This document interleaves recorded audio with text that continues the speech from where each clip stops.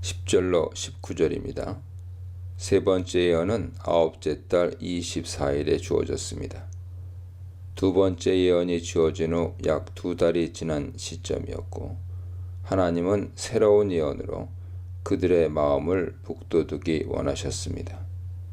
이번에는 특별히 거룩과 부정의 주제를 가지고 백성들의 마음을 움직이려 하셨습니다. 학개는 먼저 12절을 통해서 거룩한 고기를 옷자락에 싸서 옮기다가 다른 옷자락 등에 닿으면 그 닿은 것 역시 거룩해지느냐고 물었고, 제사장들은 이에 아니다 라고 대답했습니다. 정리하면 거룩은 전염되거나 전파되지 않는다는 것입니다. 13절에서는 부정의 전염성에 대해 질의했습니다. 누군가 시체를 만져서 부정해졌는데 그가 12절에 언급된 기름, 음식 등을 만지게 되면 그것들이 부정해지겠느냐는 질문이죠. 제사장들은 이에 그렇다고 대답했습니다. 정리하면 부정은 전염된다는 것입니다. 거룩은 전염되지 않고 부정은 전염된다는 이 대조가 뜻하는 것이 무엇일까요? 바로 부정은 너무나 쉽게 공동체 가운데 퍼지게 되기에 조그만 잘못으로 인해서도 공동체 전체가 금방 타락하게 됨을 강조하려는 것입니다. 학개는 14절에서 바로 이 점을 선언합니다. 하나님 앞에서 백성이, 나라가 그 백성들이 한 모든 일까지도 다 부정하다는 것입니다. 이 선언은 포로 귀한 공동체 전체가 부정케 되었다는 선언입니다. 그들이 성전 건축을 하지 않았기에 그로 인해 모든 공동체 및 그들이 하는 모든 일들까지도 다 부정으로 전염되게 되었음을 드러내고 있습니다. 그 부정함의 결과 첫 번째 예언에서 언급되었듯이 백성들은 하나님의 축복 대신 저주를 경험하게 되었고, 두 번째 예언에서 언급되었듯이 그들의 마음은 위축되었습니다. 그런데 이제 하나님은 이러한 백성의 부정함 자체를 다루시고 새롭게 하려고 시도하고 계신 것이죠. 그 내용이 15절 이하입니다. 학개는 15절에서 오늘부터 마음을 두라고 권고합니다. 이 말은 과거를 돌아보라는 뜻이 아니라 오늘부터 일어날 일에 마음을 두고 살펴보고 기대하라는 의미입니다. 그렇다면 오늘, 즉 성전의 주춧돌이 놓이기 이전에는 어떠했습니까? 그 내용이 16절에 나옵니다. 20더미를 얻을 것이라 예상했다가 10더미를 얻었고 50포도즙을 얻을 것이라 여겼는데 20을 얻을 뿐이었습니다. 이것은 신명기 28장에 나오는 언약 저주를 의미하죠. 하나님 명령에 불순종했기에 언약의 축복 대신 저주가 임하여 백성들의 삶이 곤핍해진 것입니다. 그런 그들의 삶에 대한 하나님의 해석이 17절에 주어집니다. 하나님께서는 기근과 메뚜기와 우박 재앙으로 백성들을 치셨지만 백성들이 돌아오지 않은 것이죠. 이런 재앙들은 여호와께 돌아와 그분을 경험하게 하기 위해서 주어지는 것이었습니다. 그런데 백성들은 돌아오지 않았습니다. 바로 이 부분에서 우리는 학개의 첫 번째 예언과 두 번째 예언을 기억해야 합니다. 그 두 예언들의 공통적으로 나타난 하나님의 선언은 내가 너희와 함께 하노라 였습니다. 1장 13절, 2장 4절이었죠. 백성들은 하나님께 돌아오지 않았으나 하나님은 오히려 먼저 돌아오셔서 그들과 함께 해주셨던 것이죠. 백성들이 그 은혜를 깨닫고 성전 재건을 다시금 시작하게 되자 이제 하나님은 세 번째 예언을 통해서 그들의 곤핍한 삶의 근원적 문제였던 부정함, 즉 죄와 불신앙으로 오염된 근본을 새롭게 변화시켜 주려 하시는 것입니다. 그 선포를 요약하면 너희가 이제 성전 재건을 시작했으니 내가 너희에게 복을 주겠다라는 메시지가 됩니다. 18절에서 하나님은 오늘부터 일어날 일을 살펴보라고 하십니다. 여기서 오늘이란 세 번째 예언이 내려온 아홉째 달 24일을 말하죠.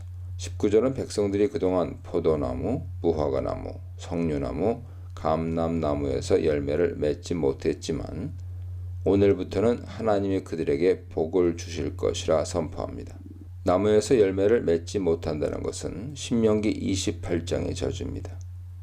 그런데 하나님은 이제 그 상태를 회복시켜 축복을 받는 삶으로 바꾸어 주신다는 것이죠.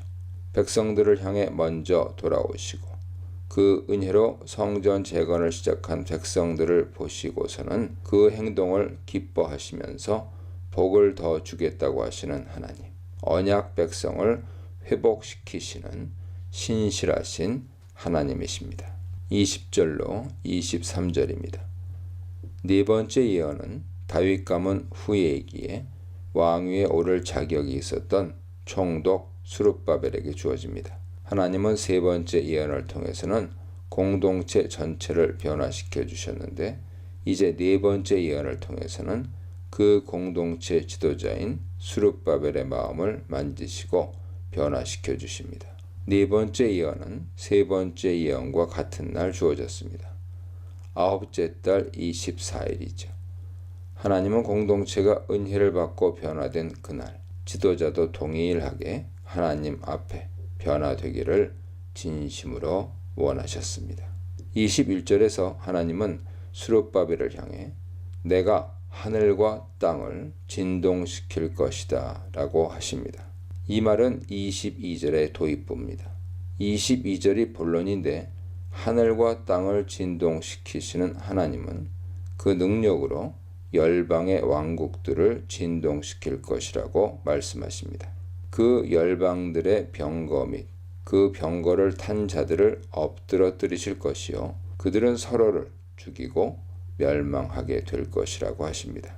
이런 하나님의 말씀이 스룹바벨에게 어떤 의미가 있는 것일까요?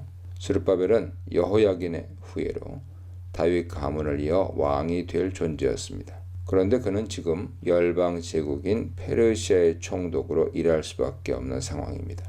하나님은 그런 스룹바벨에게 페르시아 제국을 두려워하지 말고 성전 건축을 담대하게 수행해 나갈 것을 말씀하고 계신 것이죠. 하나님께서 페르시아를 움직이셔서 성전 재건이 문제없이 이루어지게 할 것을 약속하신 것입니다. 스룹바벨이 하나님의 이 선포를 들었을 때 큰 담대함을 얻었을 것이 분명합니다. 23절에서 하나님은 스룹바벨을 내 종이라고 부르시면서 그를 인장 반지로 삼겠다고 말씀하셨습니다. 인장 반지란 왕의 손가락에 끼워진 반지로서 옛날의 옥새와 같습니다. 그 반지에 도장을 찍어 왕이 문서에 결제를 하므로 모든 정책이 반포됩니다. 이 구절은 예레미야 22장 24절을 반추합니다.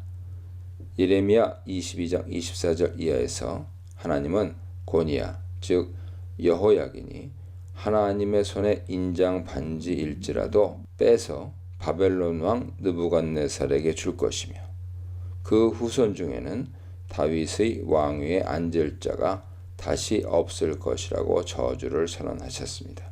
스룹바벨은 분명히 이 저주를 알고 있었을 것이며 그런 저주를 받은 가문의 후손이 유다의 지도자 노릇을 하고 있기에 성전 재건이 중단되었을 것이라 여겼을 가능성이 높습니다. 그런 스룹바벨을 향해 주님은 내가 너를 인장 반지로 삼겠다고 선언하시므로 스룹바벨의 마음의 상처와 괴로움을 위로하시고 풀어주셨습니다. 스룹바벨은 이 말씀을 듣고 더욱 힘을 내어 성전 건축에 박차를 가했을 것이 틀림없습니다. 우리 하나님은 공동체뿐 아니라 공동체의 지도자 개인의 마음에도 많은 관심을 가지고 계시며 그를 위로하시고 말씀으로 세우셔서 다시금 사용하기 원하십니다. 이 다윗 가문의 후손으로 오신 예수 그리스도 역시 그러하시죠. 우리 하나님의 신실하심으로 인해 성전은 결국 완성되었고 우리의 삶에서도 그 하나님의 왕국은 반드시 완성되고야 말 것입니다. 성전부터 회복하라. 저주가 축복으로 변하리라. 하나님의 통치가 회복될 것이다에 대해 묵상해 보시기 바랍니다.